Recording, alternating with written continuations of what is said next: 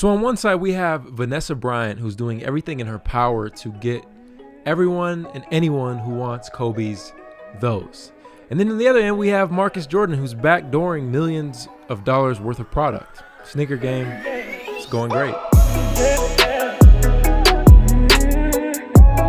Yo, what's going on, guys? Welcome to another sit down podcast. Let's get right into the news. That's what I'm becoming, bro.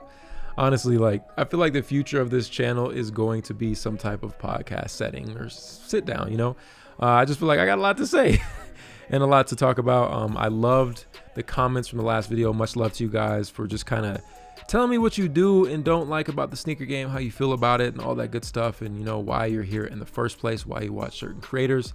That was phenomenal. I also want to let you guys know today's video is sponsored by Skillshare. We'll get into that later down the line, but today's topic is backdooring sneakers. I kind of wanted to give you my input and my insights of how backdooring works, and just kind of face you with some facts of reality. We all know the world revolves around politics, and anytime there's an opportunity to make money, people are going to do whatever it takes to make the most money. Now I'm going to start this episode out right and kind of give you guys an insight and a story of way back in 2016, maybe even sooner. I used to resell shoes, and again, it's all about who you know. In every degree of life, it is literally all about who you know. You want to go to Vegas and have a good time and spend a little amount of money?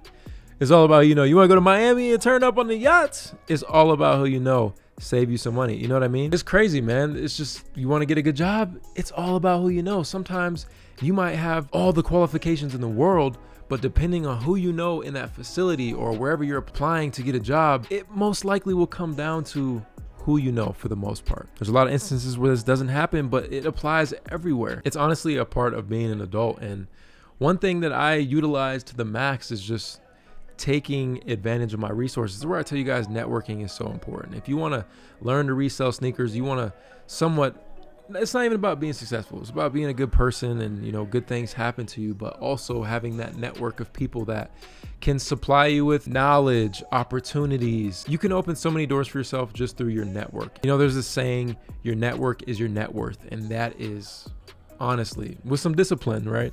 It's facts. So anyway, getting into my story, when I used to resell sneakers back in college, I personally have been someone who's backdoored shoes. I knew someone at Finish Line, and they ended up at the time, cement fours weren't really, they were going crazy, but nothing too crazy, especially in my area.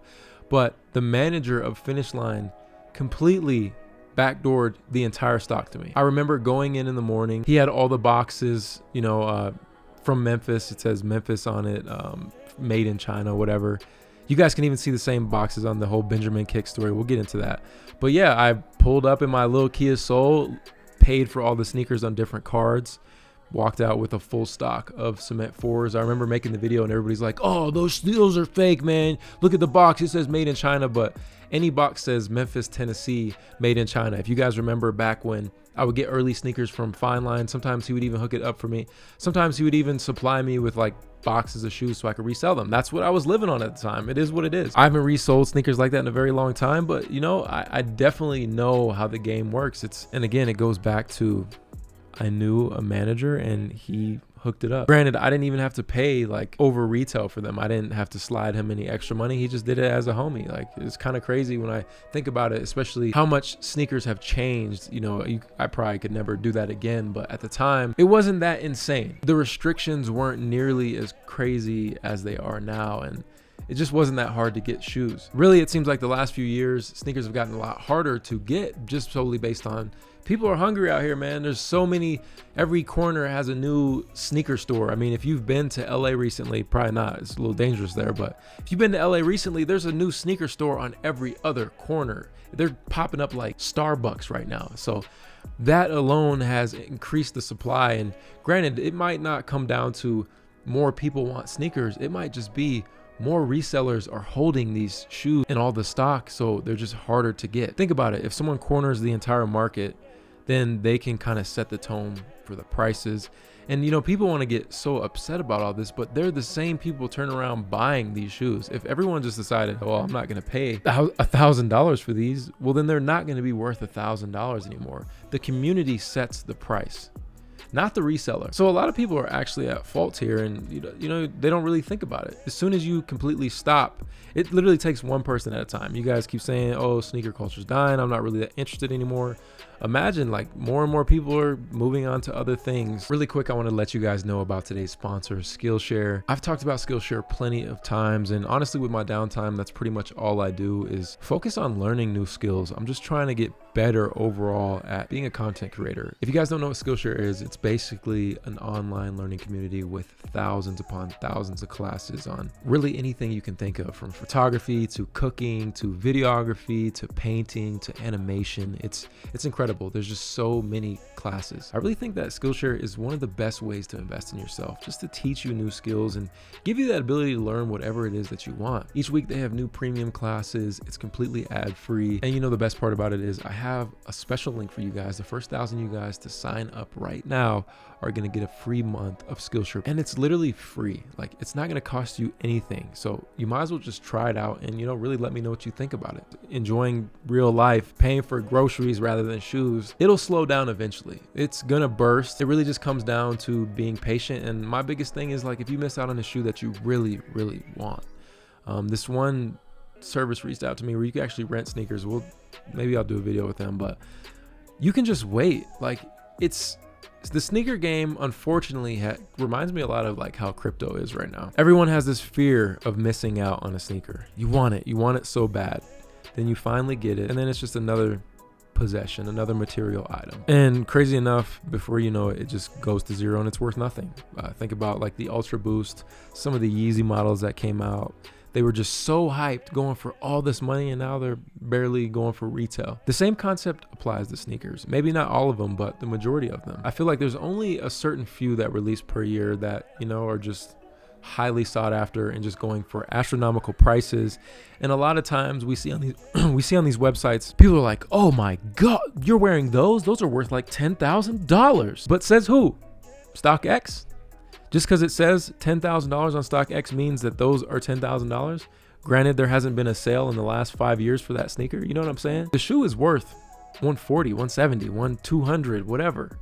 Retail. So it really starts there. It starts with our community. I just want to give you my input, my thoughts, and kind of, I've done backdooring back in college. I didn't come for money. My life was shaped by me through content, right?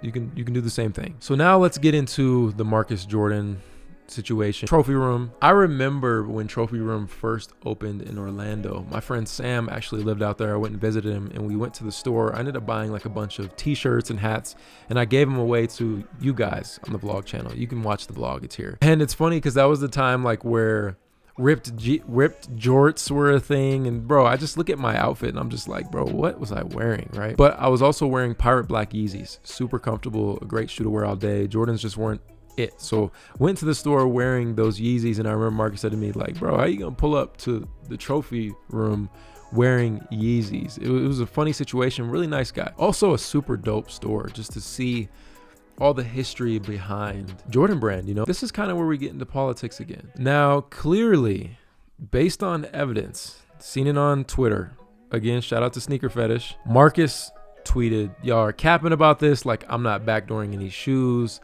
And then there was a bunch of leaks of images, which I'll put on the screen, of pretty much, I don't know if it was Benjamin Kicks specifically or any other reseller, meeting up at a hotel with a van full of Trophy Room 1s. Crazy. Literally reminds me exactly like when I backdoored all the Cement 4s. I had boxes upon boxes of shoes. Granted, at the time, Cement 4s weren't going for nearly as much as a Trophy Room, which I think maxed out at like 2,500, 3,000, whatever. Even now, they're sitting at like 1,800. So it makes you wonder, like, why is he backdooring shoes? Like, doesn't he already have money? Like, his dad is Michael Jordan. He's a billionaire, but a lot of people don't realize just because Michael Jordan's a billionaire don't mean Marcus Jordan's a billionaire. Granted, there's no excuse. It does make you wonder why he's backdooring. Like, what? Like, yeah, I don't know. Until you're in that position, it does suck because there's a lot of fans out there that really wanted these shoes, and they support the brand and they're diehard fans. And just to know that there was literally no chance, like, you entered this raffle, but little did you know that the stock was might not even have been there. Like, a reseller just pulled up on them at a hotel, cashed them out, and then instantly flipped all those shoes for X amount of dollars. And you know, it is crazy because there's countless stories. I've met so many people who tell me about like Foot Locker, Finish Line. You know, they just backdoor pairs for an additional extra money because, you know, clearly they're not making enough anyway. I don't really even know how to shape my thoughts. It's one of those things where it is disappointing because it's like, I'm a huge fan of the brand, and just to know that you're selling out for money, but you're already making money anyway, it's confusing. Like it just makes you wonder, what do they do with the extra money? Like I said, when I did backdoor sneakers, yes, it was probably wrong, but in my town, like, people didn't really care about shoes like that, so it wasn't a big deal. And I know that's crazy to even think, like, what? Nobody cared about cement fours? People didn't even really enter at the time. I remember we had another Finish Line in our town that nobody would even go to. I remember going to get the Toro 4s, and I got like 6 pairs because nobody was buying them anyway. So they're like, sure, of course you can buy as many as you want. All they care about is sales. These corporations, that's all it comes down to. So I don't really know how the trophy room works, or, you know, what's going on, what he does with the money. I don't know anything. I don't know anything in that aspect, but I get why people are in uproar. I get why people hate the sneaker game, and this is just nothing new and nothing that's going to go away anytime soon. You know, there's been constant lawsuits and allegations, people getting fired. You even had that kid who, his mom was like high up at Nike, and he was getting all these crazy sneakers. Way back when, there was some dude who was in charge of like all the sample production, and he would just get a bunch of samples and just sell the PEs all over the thousands of dollars and, you know, pocket them. And that's how these guys are driving these nice cars and honestly living in these nice houses. It's through shoes. So it's all politics, guys. I'd love to know your thoughts on it. I know a lot of people are really extremely disgusted. I can't say I'm disgusted. I'm not surprised. I've been a part of it. I get it's all a business. At the end of the day, money always talks, but it's just weird. It's a weird situation, and it makes you wonder why. So you guys, let me know your thoughts down below. It's crazy. That's how I can sum it up, man. That's the easiest way to sum it up, is like, that's crazy.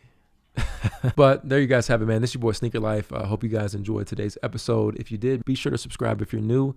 Like this video for more. I'll catch you guys in the next one. Run it. Hands in the air.